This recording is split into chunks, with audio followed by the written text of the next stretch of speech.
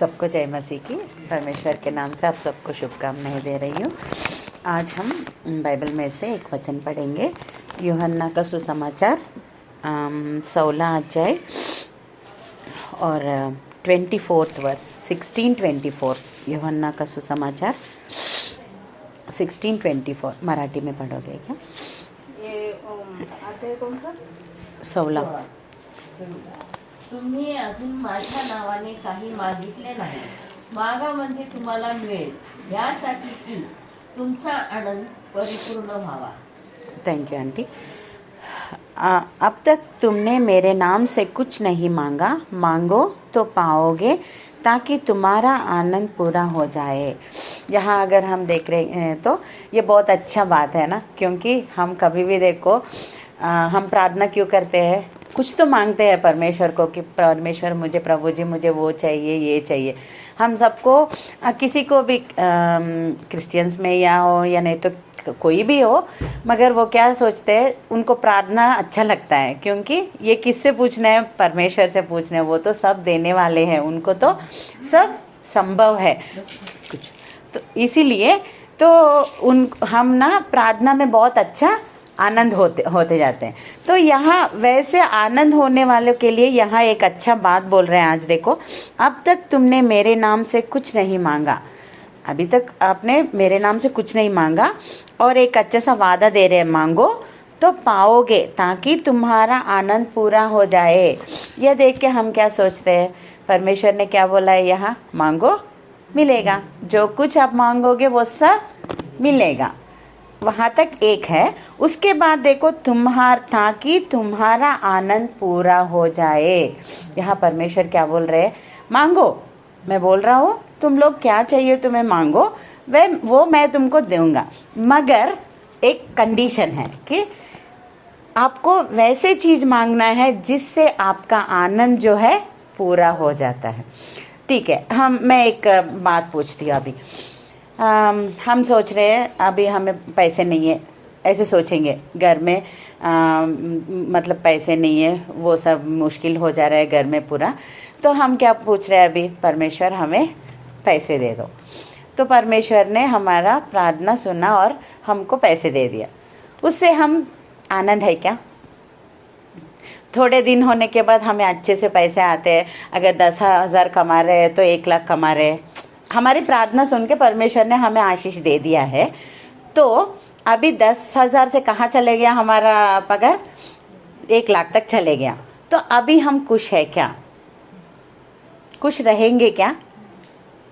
अभी देखो, मैं बोलती हूँ 10,000 कमाने वालों को एक चिंता रहता है, 1 लाख कमाने वाले को दूसरा चिंता रहता है ना। किसी को भी पूछो, हमें वो बच रहा नहीं है, कुछ और चाहिए करके पूछते ही रहते हैं, है ना। तो उससे हमारा आनंद पूरा हो रहा है क्या? नहीं। वैसे चीज मांगने के लिए बोल रहे हैं कि परमेश्वर यहाँ, जो चीज आप मांगने से मैं दूंगा, मगर उससे क्या होना है? तुम्हारा आनंद जो है वो पूर्ण हो जाना है, मतलब इससे और मुझे नहीं चाहिए, ऐसे करके पूछना है। तो वो क्या है हम देखेंगे। धन पूछने से एक बार मिलेगा तो दूसरे बार और भी लालच होगा, है ना, और भी कमाने का ये होता है, उससे नहीं है। ठीक है, निकाल दो। बच्चे के लिए प्रार्थना करते हैं, बच्चे चाहिए करके, बच्चे आ गए, उसके बाद हम आनंद हो जाएंगे क्या? अभी देखो, मैं 5 साल इसके लिए प्रार्थना की, 4.5 साल प्रार्थना की, रोई कितना रोई, परमेश्वर मुझे बच्चा चाहिए। वो आ गया। अभी क्या बोलते हैं हम? बच्चे आने के बाद क्या बोलते हैं? ये बच्चे की, मतलब मैं ऐसे नहीं बोल रही कि बच्चे तो परमेश्वर के तोहफा है, मगर उससे हम आनंद है क्या? और दूसरा, हमें कुछ तो दुख होता रहता है ना। वो जब बहुत ज़्यादा ये सब मतलब शरारत कर रहे हैं वो सब, तब क्या सोचते हैं, मैंने क्यों इतना प्रार्थना किया बच्चों के लिए, ऐसे बोलते हैं कि नहीं? हम बच्चों से बोलते हैं ना, वो बात हर घर में होता है ये है ना। तो उससे पूरा हमारा आनंद पूरा हुआ क्या? नहीं। धन से नहीं हुआ। बच्चे आएंगे तो शादी करके रोते हैं। शादी होने के बाद क्या होते हैं? उन दोनों के बीच में कुछ झगड़ा होते रहता है और बोलते हैं क्यों मैंने शादी किया है कि नहीं? ये सब ना वास्तव है, जीवन के वास्तव है ना। तो उससे भी हमें हमारा आनंद पूरा नहीं होता है। तो परमेश्वर तो बोल रहे हैं मांगो, हम तो मांग रहे हैं, क्या चीज मांग रहे हैं? यही चीज मांग रहे हैं। आज एक चीज के लिए प्रार्थना कर रहे हैं, दूसरे दिन उस पर हमें क्या हो जाता है, ये नहीं चाहिए अभी दूसरा चाहिए। ऐसा हो रहा है कि नहीं हमारे जीवन में? तो आज हम देखेंगे 3 बातें जिससे हमारा आनंद परिपूर्ण होता है। परमेश्वर ने जो मांगने के लिए बोला है वो क्या है, वैसे करके हम 3 बातें देखेंगे आज। उससे पहले मैं एक छोटा सा कहानी, वो कहानी ही है मगर बहुत अच्छा हमको कैसे एक हमारा जीवन का लक्ष्य क्या है वो सब दिखाता है। एक राजा है, वो बहुत ही मुसीबत में था। राजा मतलब उसको कुछ भी कमी नहीं रहता, वो सब हमें तो पता है। तो वो बहुत एक दिन वो बहुत मुसीबत में था, तो उसको ना 3 लोगों ने उसे बचाया था। उनको भी पता नहीं है वो मुसीबत में आएंगे करके, मगर उन्होंने देखा ऐसे मुसीबत में राजा को, और वो क्या किए, उनको बचा दिए थे। तो उनका जन्मदिन आने वाला है 1 हफ्ते में। राजा ने सोचा अभी मैं जिया हूँ, मतलब मैं अभी जिंदा हूँ, मेरा बर्थडे सेलिब्रेट कर रहा हूँ, इसका मतलब क्या है, मैं जब मुसीबत में मरने वाला था वो 3 लोगों ने मुझे बचाकर मेरे प्राण को बचाया है ना। तो मैं मेरे जन्मदिन को एक अच्छा सा पार्टी दूंगा, और वो पार्टी में उन 3 लोगों को मैं अच्छा सा तोहफा दूंगा, क्योंकि मेरे जान बचाया है ना उन्होंने करके। उन्होंने एक अच्छा सा निर्णय ले लिया और उनके बर्थडे को अच्छा सा धूमधाम से उन्होंने एक पार्टी लगा दिया। तो उसके बाद वो पार्टी हो रहा है, और उन्हें राजा एक बार वहाँ खड़े होकर बोल रहे हैं, वो 3 जो है ना मुझे मेरे प्राण को बचाए, वो 3 आ जाओ करके बोले। वो आ गए तो बोल रहे क्या चाहिए तुम्हें, मांगो, तुम्हें अभी परमेश्वर हमको जो बात बोले है ना, मांगो तुम्हें मिलेगा। वैसे ही राजा ने उन्हें अनुग्रह दे दिया है कि मांगो, मैं तुमको कुछ भी मांगो मैं दे दूंगा, क्योंकि तुमने मेरे प्राण बचाए, मेरा प्राण का मूल्य तो बहुत ज़्यादा है, तो कुछ भी मांगो मैं दूंगा। तो पहले वाला आया, वो बहुत गरीब था। उसने क्या सोचा, अगर राजा ही बोल रहा है मांगो तो कुछ भी मांग सकते हैं, मैं पैसे मांग लूँगा करके बहुत ज़्यादा पैसे मांगता है। तो राजा को तो वो छोटे ही है, उनके पास तो बहुत रहते हैं ना, ओ वो ही क्या ले लो, कितना पैसा चाहिए उतना। वो सेनापति को बोलता है कितना पैसा चाहिए उसको दे दो। दूसरे वाला आता है, वो सोचता है पैसा है तो मेरे पास है, तो कोई चोर आके वो लेके जाएंगे, तो मैं क्या पूछूंगा, सोना पूछूंगा। जब मुझे उसका अवसर पड़े वो आएगा ना, तो इसीलिए सोना मांगूंगा करके वो बहुत सारा सोना मांगा। तो राजा ने क्या किया, ठीक है चलो तुम वो मांग रहे हो ना, ले लो। तीसरा वाला आया और उसको पूछा क्या चाहिए तुम्हें, तो वो तीसरा वाला क्या बोलता है पता है, राजा मुझे सोना नहीं चाहिए, मुझे पैसे नहीं चाहिए, आप मेरे घर आके खाना खाओ, मेरे घर आके खाना खाओ बोलता है। तो ये लोग सब लोग ना जो बाजू में वो सब जो सोचते हैं ये तो बहुत मूर्ख है। राजा ने एक बार एक अनुग्रह दिया है कि क्या चाहिए मांगो, तो ये क्या पूछता है, राजा मेरे घर आके खाना खाने के लिए, ये कुछ पूछने की बात है क्या? तो सब लोग ऐसे मूर्ख समझे, या नहीं तो लाइक कुछ तो ऐसे उसको चिढ़ा रहे थे। तो इतने में ठीक है, इसने तो ऐसा पूछा करके राजा ने बोला ठीक है मैं कल आपके घर खाने के लिए आऊँगा। ठीक है, दूसरा दिन आ गया, उनका तो वादा निभाना है ना। तो वो जा रहे थे अच्छे से, वो उनके व्हीकल पर जा रहे थे, और वो रास्ता पूरा ना बहुत ही कैसे बोलते हैं, अच्छा रास्ता नहीं है। तो राजा ने बोला ये कैसा रास्ता है, चलो ये पूरा रास्ता बना दो। क्यों, मुझे जाना है इस रास्ते में, तो ये रास्ता कैसा रहना चाहिए, बहुत ही अच्छा रहना चाहिए। तो वो कितना गंदा था वो रास्ता, वो अच्छा बन गया क्योंकि राजा आ रहे। उसके बाद गए, जाने के बाद उनका घर देखा, वो तो बहुत ही छोटा, उसके अंदर से घुस के जाना है उसके। उन्होंने सोचा अभी मुझे इसके अंदर जाके खाना खाना है क्या, तो फिर भी वादा दिया तो उनको पूरा करना है ना, प्राण बचाया है ना, तो ठीक है। सब सेनापति को बुलाते हैं और बोलता है पहले इसको अच्छे से घर बना दो। उसके बाद में अंदर घुस के जाता है, उसके पास क्या रहता है, वो बहुत ही गरीब है, उसके पास क्या रहता है खिलाने के लिए, वो कुछ भी, सब्जी भी अच्छा नहीं है खाना, और वो रहता है ना खाने में से हमें पानी आता है, चावल का पानी बोलते हैं, उससे उसको खिलाने के लिए वो रखा है। मगर वादा दिया है ना इसने, तो वो सोचे अब भाभी मुझे ये खाना खाना है क्या करके ऐसे सोच रहे। तो उनको बुला के बोलता है इसको अच्छे से खाना दे दो, कब तक, तब तक ये जिंदा है तब तक इसको अच्छा सा खाना खिलाना चाहिए, और अच्छा सा घर भी इसको दे देना, ठीक है। और दूसरे दिन ये बोलता है ठीक है अभी तुम खुश हो ना, मैं आ गया। तो वो बोलता है कल भी मेरे घर खाने के, तो वो बोलता है ऐसे घर को मैं खाने के लिए अभी आओ, ठीक है मैं तुम्हारे लिए सब कुछ बना दूंगा करके 2 दिन में ही उसका पूरा घर और जो कुछ उनके राजा का जो खाना है ना उसको उसे दिया गया है। अभी देखो, अभी वो बाजू वाले तो सब लोग हंस रहे थे क्योंकि ये कितना मूर्ख है, क्या पूछ रहा है। अगर राजा एक अनुग्रह दे रहे तो क्या पूछना है, सोना मांगो या नहीं तो पैसे मांगो, कितना है पूछने के लिए। मगर ये क्यों ऐसे क्या पूछा, मेरे घर खाने के लिए। मगर इन तीनों में से किसका मांगने का जो मांगा गया था किनका बहुत बुद्धिमान बोलता है, कौन है इन तीनों में, ये आखिरी वाला ही है ना। क्योंकि उसने क्या पूछा, उनके पास जो है वो नहीं पूछा, किसको मांग रहा है वो, राजा ही मेरे पास आना चाहिए, राजा ही मुझे चाहिए। राजा है तो उनके पास कुछ भी कमी रहती है क्या। अभी देखो उसका रास्ता बन गया, उसका घर बन गया और उसका जीवन भर तब तक वो जिएगा तब तक उसको राजा खाने का जो खाना है ना वो मिल गया है। इन तीनों में कौन बुद्धिमान मान गया, तीसरा वाला है ना। पहले तो सब लोगों को कैसा दिखा, ये मूर्ख है, नहीं तो इसे कुछ पूछना ही नहीं समझता है ऐसे करके, मगर इसका ही बहुत बुद्धिमान सोच है ना। तो ऐसे ही परमेश्वर जब हमें एक अनुग्रह दे रहे हैं कि कुछ मुझे मांगो मैं तुम्हें दूंगा, तो हम सब भी ना वो पहले दोनों लोग मांग रहे हैं ना, मुझे पैसे दे दो परमेश्वर, मुझे बच्चे दे दो परमेश्वर, मुझे शादी कर दो अच्छे से, या नहीं तो परमेश्वर उनसे भी मुझे अच्छा बना दो।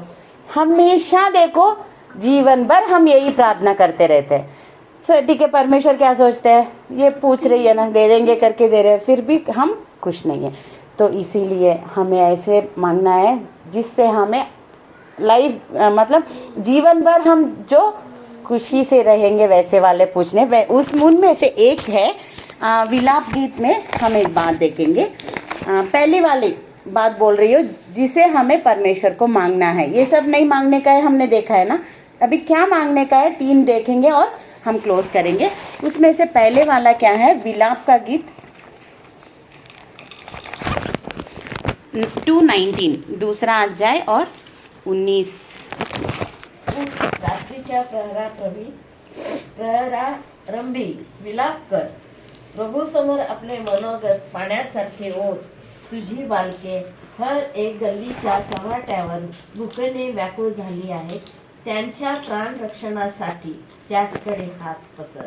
यहाँ हम देखने से एक अच्छी बात है, हम सब लेडीज़ हैं है ना, स्त्रियां हैं, हम सबको किसकी हमेशा दुखी रहते हैं, हमारे बच्चों की, है कि नहीं। हमारा परिवार कैसा चलेगा या नहीं तो हमारे बच्चे कैसे, बाहर तो कितना कैसा है, बाहर भेजे तो बच्चों को वो कैसा आएंगे घर पता नहीं है ना।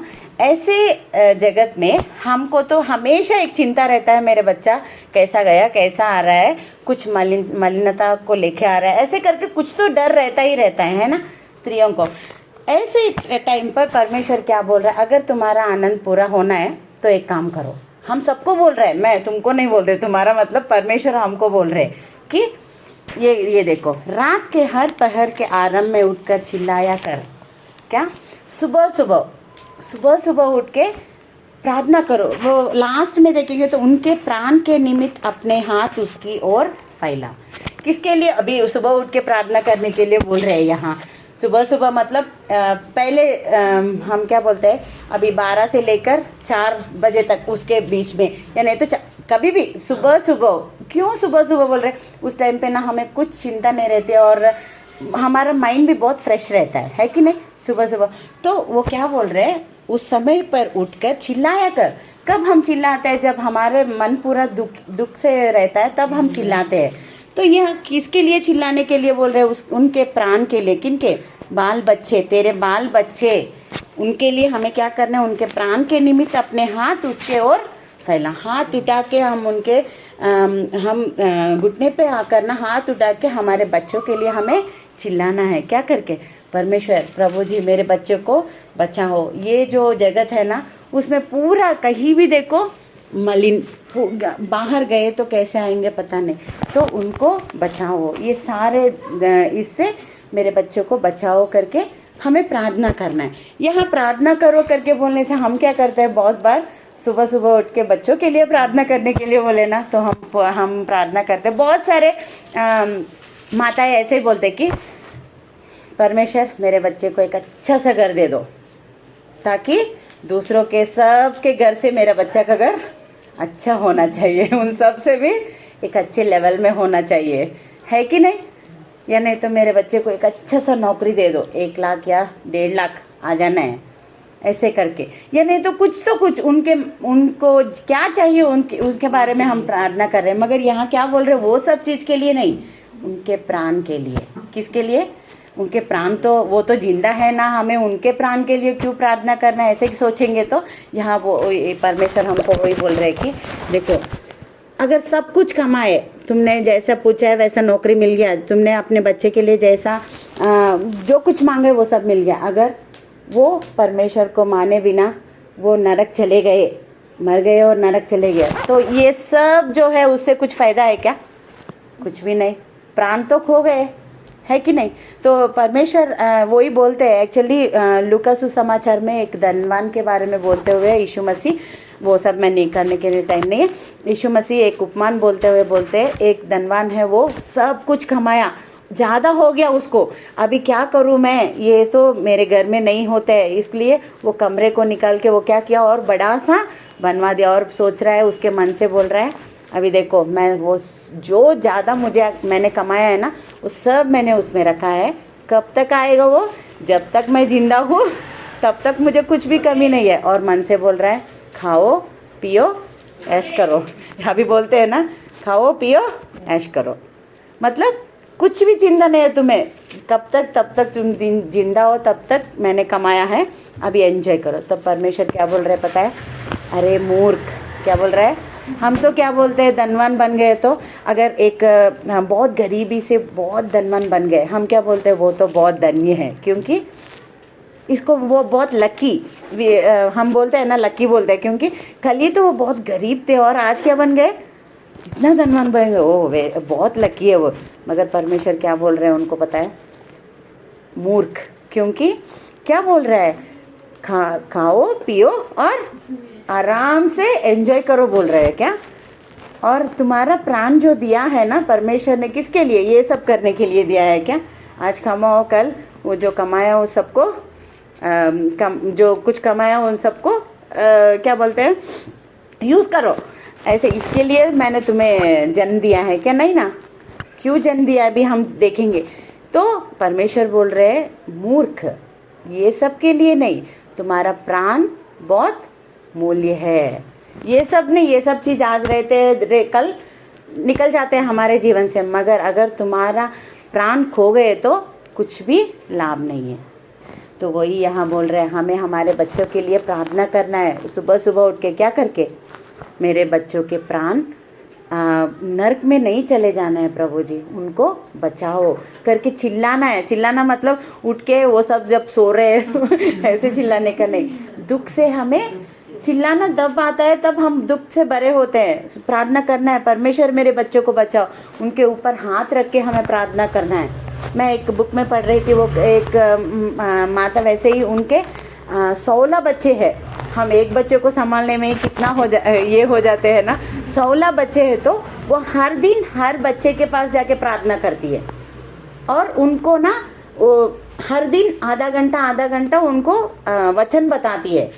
वैसे करके वो 16 बच्चे भी बहुत अच्छे से परमेश्वर के दास बन गए। उनमें से 2, जॉन वेस्ली और चार्ल्स वेस्ली, ये दोनों ना दुनिया में ही बहुत अच्छे सेवक बन गए। वो जब जाके ऐसे वचन बोल रहे हैं तो लाखों लोग रो रो के पश्चाताप होते हुए वो क्या बोलते हैं, उद्धार पा रहे हैं। क्यों ऐसा हुआ? क्योंकि उनके माता ने जो परमेश्वर के पास रोया है ना, ये सब के अलावा और क्या करती थी? ये तो बच्चों के पास प्रार्थना करना और आधा घंटा उनको बोलना, वो उसके साथ वो सुबह सुबह उठ के उनके लिए अकेली बैठ के प्रार्थना करती थी। वो सब प्रार्थना वृथा हो गया है क्या?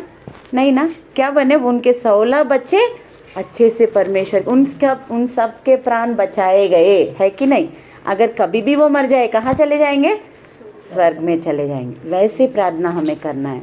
इस दुनिया में कुछ भी हो या ना हो, हमें कुछ चिंता नहीं है हमारे बच्चों के लिए। वो अगर हमारे बच्चे गरीब हैं फिर भी हमें कुछ चिंता करने के लिए, अगर वो परमेश्वर को मानते हैं और परमेश्वर के लिए जीते हैं ना, हमें बहुत ही खुश रहना चाहिए, क्योंकि उनके प्राण बच गए। बस अभी भी मर जाए वो चले जाएंगे परमेश्वर के पास, वैसा हमें रहना चाहिए। अभी बताओ, ये अगर प्रार्थना हम कर रहे हो सुबह सुबह उठ के, हमारा आनंद परिपूर्ण होगा क्या नहीं। मांगो मिलेगा बोले, हम अभी पूछ रहे हैं कि परमेश्वर मेरे बच्चों का प्राण बचाओ। ये सब कुछ भी हो मगर मेरा बच्चा का प्राण बच गया तो मुझे आनंद ही है क्या नहीं, परिपूर्ण हो रहा है ना हमारा आनंद। इसीलिए परमेश्वर बोल रहे ऐसे पूछो, ये वाले पूछो, तुम्हारे बच्चों के प्राण पूछो तो तुम्हारा आनंद पूरा हो जाएगा। दूसरा हम देखेंगे, वो भजन संहिता में हमें मिलेगा 90 चैप्टर 90 भजन संहिता। 90 को क्या बोलते हैं आंटी? 90 स्तोत्र संहिता, हाँ हिंदी में भजन संहिता बोलते हैं ना। 90 और उसमें 12, स्वतःच्या चुका कुणाला दिसतात, गुप्त दोषापासून मला मुक्त कर। वो नहीं दीदी, आप कौन सा पढ़ रहे हो अभी? स्तोत्र 19 मतलब 19 नहीं, 90 हाँ 90 और 12 वचन। ह्याकरिता आम्हाला आमचे दिवस असे गणण्यात शिकव की आम्हाला सुज्ञ अंतकरण प्राप्त होईल। हाँ बस आंटी, हमको अपने दिन गिनने की समझ दे कि हम बुद्धिमान हो जाए।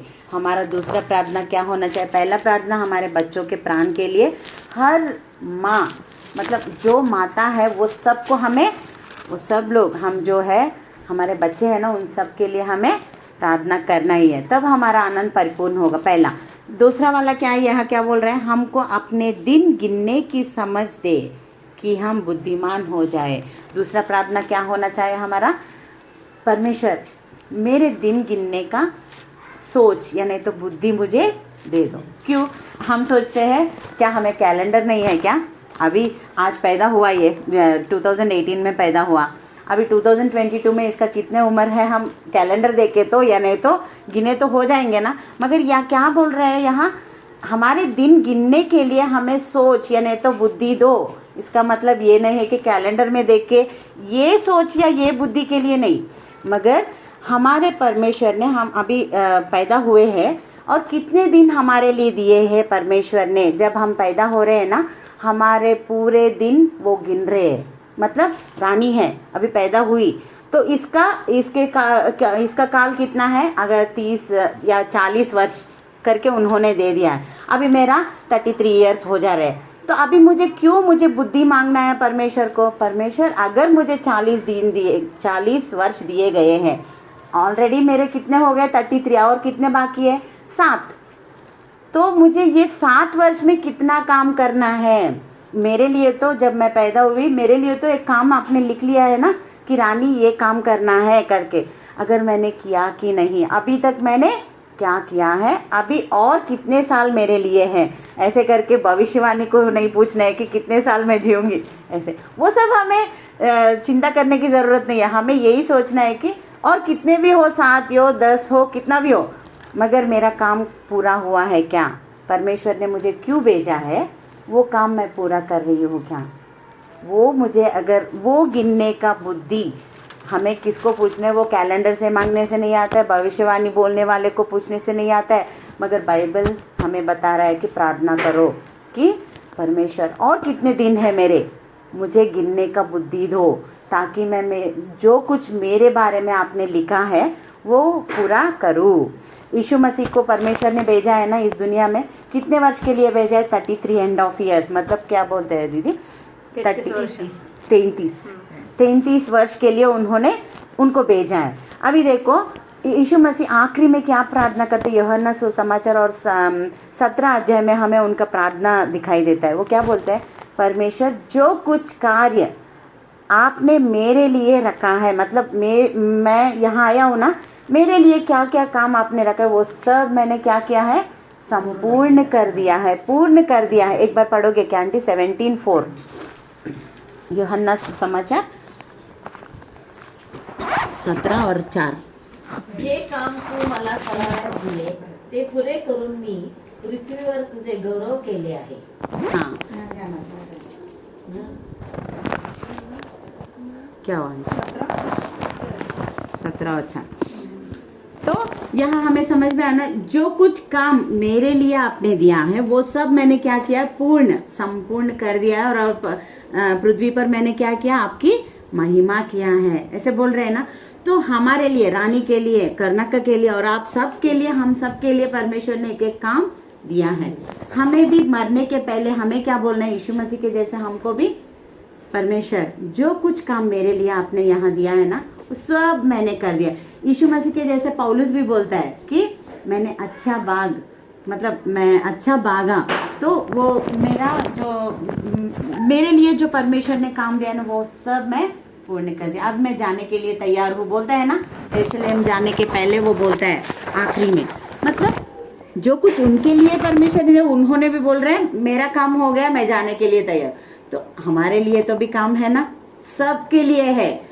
बिना काम के कोई भी पैदा नहीं होते हैं। अभी देखो बहुत सारे अबॉर्शंस हो जाते रहते, उसका मतलब क्या है, ओके परमेश्वर को उनका काम यहाँ नहीं है इसीलिए वो चले गए। जो मर गए उनके बारे में हमें क्या सोचना है, उनका काम पृथ्वी पर नहीं है इसीलिए परमेश्वर ने उनको लेके गए, है ना। मगर हम जिंदा है, इसका मतलब क्या है, और भी काम बचा है, हमें उसके लिए प्रार्थना करना है। परमेश्वर मैं जिंदा हूँ, इसका मतलब आपका काम बाकी है। क्या काम मुझे करना है, वो मेरे दिन क्या, मेरे आगे कितने दिन है वो मुझे बताओ, इसको गिनने की बुद्धि मुझे दो परमेश्वर, करके हमें प्रार्थना करें। अभी बताओ मुझे, अगर ये प्रार्थना किए और हम अच्छे से सोच रहे कितना काल है और कितना काम है, तो हमारा आनंद परिपूर्ण हो जाएगा कि नहीं, है ना। क्योंकि वो काम मुझे क्या है, बुद्धि दिए तो परमेश्वर, वो काम करूंगी और कहाँ चले जाऊंगी, मैं स्वर्ग चले जाऊंगी। पहले प्राण बचा सकते हैं पहले से, उसका मतलब आनंद परिपूर्ण हो गया। दूसरा, हमको बुद्धि आ रहा है कि हमारे काल गिनने के लिए, तब भी हमारा आनंद परिपूर्ण हो गया। हम कहाँ चले जा रहे हैं, स्वर्ग चले। तीसरा क्या है, हमें ना परमेश्वर को पवित्र आत्मा पूछना है। क्योंकि मैं बताती हूँ, हम अकेले हैं, वो पवित्र आत्मा ना, परमेश्वर हमको जब कभी हम उद्धार पाते हैं, कभी हम परमेश्वर को स्वीकार करते हैं ना, बपतिस्मा लेते हैं ना, वो मुफ्त में दिया गया एक तोहफा क्या है, पवित्र आत्मा। वो पवित्र आत्मा आके क्या करते हैं पता है, वो हमें क्या अच्छा है क्या अच्छा नहीं है वो सिखाते रहते हैं। अभी मैं एक रास्ते में जा रही हूँ, वहाँ मुझे कुछ तो मुसीबत है, पवित्र आत्मा क्या बोलते हैं मुझे अंदर से, वहाँ मत जाओ, वहाँ जाने से तुम्हें मुसीबत है, ऐसे बोलते हैं। पहले तो कुछ नहीं रहता, अभी बपतिस्मा लेने के बाद मुझे क्या आ गया, वो तोहफा है हमारे लिए। तोहफा मतलब जो जिनको प्यार करते उनको ही देते हैं ना। परमेश्वर हमसे प्यार करके हमें तोहफा दिया है पवित्र आत्मा को, वो हमें हमेशा चलाते हैं, कहाँ जाना है कहाँ नहीं जाना है, कहाँ क्या बात करना है, वो सब हमें कौन सिखाते हैं। अभी भी मैं बोल सकती हूँ कि ये मोमेंट में भी मैं तो दूसरा वचन पढ़ के आई हूँ कि यहाँ बोलने के लिए, वो तो पूरा अलग है। अभी जो मैं बोल रही हूँ वो पूरा अलग है, मैं जो देख के आई हूँ ना वो पूरा अलग है। मगर यहाँ आने के बाद जब यहाँ मैं बैठी हूँ ना, पवित्र आत्मा मुझे ये बात बता रहे, ये बोलो करके, तो मैं भी अभी सोच रही हूँ नहीं सब लोग नए लोग हैं ना, मैं वो ही बोलूंगी करके। मगर जब दीदी यहाँ प्रार्थना कर रहे हैं ना, तब भी मैं यूहन्ना निकाल के ही रखी हूँ सॉरी, लूका सुसमाचार निकाल के रखी हूँ, मगर परमेश्वर बोल रहे हैं नहीं तुम्हें यूहन्ना ही बोलना है अभी करके। तो अभी देखो, जब परमेश्वर हमको, ये पवित्र आत्मा हमें गाइड करती है, उससे क्या होता है बताओ, हम अगर पवित्र आत्मा के जो वो बोलते हैं उनके अनुसार हम चलेंगे ना, उद्धार पाएंगे लोग, और जो कुछ समस्या है वो सब निकल जाएंगे। क्योंकि हम पवित्र आत्मा के गाइडेंस में अगर चलेंगे तो हम उद्धार देखेंगे। तो वो हमें चाहिए, पवित्र आत्मा अगर हमारे साथ, इसीलिए बोल रहे पवित्र आत्मा को पूछो। तो अभी आप पूछ सकते हो बपतिस्मा लेने के बाद तो मुफ्त में मिल गया है तोहफा, अभी फिर से क्यों पूछने का है। बहुत बार हम क्या करते हैं पता है, पवित्र आत्मा आने के बाद भी हम बहुत बार उनको दुख पहुंचाते रहते हैं। एक बार वो बोलते रहे, दूसरे बार बोलते हैं, तीसरे बार, 14 बार बोलते बोलते, मगर उनके बात हम सुनते ही नहीं। बहुत बार हम देखो, जो हमें बहुत इच्छा का कार्य है या नहीं तो हमें बहुत पसंद है वो कार्य, तब कितना भी पवित्र आत्मा अंदर से बोले ये मत करो मत करो, हम क्या बोलते हैं, नहीं नहीं नहीं मुझे अभी करना ही है। तब क्या होता है बताओ, 3 बार बोलते हैं, 4 बार, 5 बार ऐसे बोलते रहते हैं। अगर हम नहीं सुन रहे हैं ना, वो हमसे चले जाते हैं। क्योंकि अभी हम किसी के घर में है, वो अगर हमारे बात नहीं सुन रहे या नहीं तो हमें हमेशा वो कुछ तो दुख पहुंचा रहे हैं। उनके घर में हम रहने के लिए इच्छा होता है क्या हमको, नहीं ना, कभी इनके घर से निकलेंगे ऐसे सोचते हैं हम, है ना। वैसे पवित्र आत्मा भी हमारे मन में है ना, अगर हम उनको दुख पहुंचा रहे हैं, कभी भी उनका बात नहीं सुन रहे, वो क्या सोचते हैं, मुझे चले जाना है यहाँ से, ये मेरे बात सुन रहे ही नहीं, क्यों मुझे यहाँ रहने का। तब हमें फिर से पूछना है, दाऊद जब गलत करता है ना, तब पवित्र आत्मा को खो जाता है उनके हृदय से। तब इसीलिए प्रार्थना करता है कि परमेश्वर मुझे पवित्र आत्मा, आपके पवित्र आत्मा से मुझे दूर मत रखो, मुझे क्षमा कर दो, मैंने पाप किया है वो मैं जानता हूँ, मैं क्षमा मांग रहा हूँ, और मेरे आपके पवित्र आत्मा को मुझसे दूर मत रखो, क्योंकि उसके बिना मैं रह नहीं पा रहा हूँ। वो कितना खुश देते हैं हमें, कितना आनंद, और बहुत ही खुश रहता है जब पवित्र आत्मा हमारे अंदर रहते हैं। कितने भी दुख हो, कितने भी कैसे भी विचार हो, मगर हम ना पवित्र आत्मा जब हमारे अंदर रहते हैं कितना खुश रहते हैं, है ना। तो इसीलिए हमें क्या मांगना है, जब चले जाता है यानी तो हमेशा हमें क्या बोलना है, परमेश्वर आपके पवित्र आत्मा से मुझे दूर मत रखो, मैं उनका बात सुनूंगी, उनके बात सुनूंगी मैं, प्लीज़ उसे मुझसे दूर मत करो करके हमें प्रार्थना। वैसा है तो हमारा आनंद परिपूर्ण होगा कि नहीं, क्योंकि उनके अनुसार अगर हम चलेंगे, पवित्र आत्मा के अनुसार, कहाँ जाएंगे हम, स्वर्ग पहुँचेंगे ना। अच्छे काम ही करेंगे तो कहाँ चले जाएंगे, स्वर्ग जाएंगे। तो हमारा आनंद परिपूर्ण होता है कि नहीं। तो अभी मांगो बोले मिलेगा, तो क्या मांगना है, हमारे बच्चों के प्राण के लिए, दूसरा हमारे दिन गिनने की बुद्धि वो मांगना है, और तीसरा क्या है, पवित्र आत्मा मांगना है। ये 3 अगर हम मांगेंगे ना तो क्या होगा, हमारा आनंद परिपूर्ण। आखिरी में ये एक वचन हम पढ़ के फिर से हम प्रार्थना कर लेंगे। वो पहले जो पढ़े थे ना 16 और 24, यूहन्ना सुसमाचार 16 और 24 आखिरी बार हम पढ़ के प्रार्थना करेंगे। एक बार आंटी मराठी में पढ़ लो, 16:24 यूहन्ना सुसमाचार। तुम्ही अजून माझ्या नावाने काही मागितले नाही, मागा म्हणजे तुम्हास मिळेल, यासाठी की तुमचा आनंद परिपूर्ण व्हावा। मांगो तो पाओगे, ताकि तुम्हारा आनंद पूरा हो जाए। तो आज से हम ना क्या मांगने से हमारा आनंद पूरा होता है, हमने आज देखा है ना, वही हम परमेश्वर के पास मांगेंगे और अच्छे से स्वर्ग चले जाएंगे, और पूरा कभी भी देखो आनंद ही आनंद। हमें बहुत सारे गाना भी है, वहाँ कैसा रहता है, आनंद ही आनंद रहता है ना। तो वो प्लेस में हमें जाना है, वो स्थल में हमें जाना है, तो हमें क्या करना है, यहाँ परमेश्वर की इच्छा के अनुसार हमें प्रार्थना करना है, वो पूछना है। तो ये छोटी सी बात, परमेश्वर उसको आशीष दे।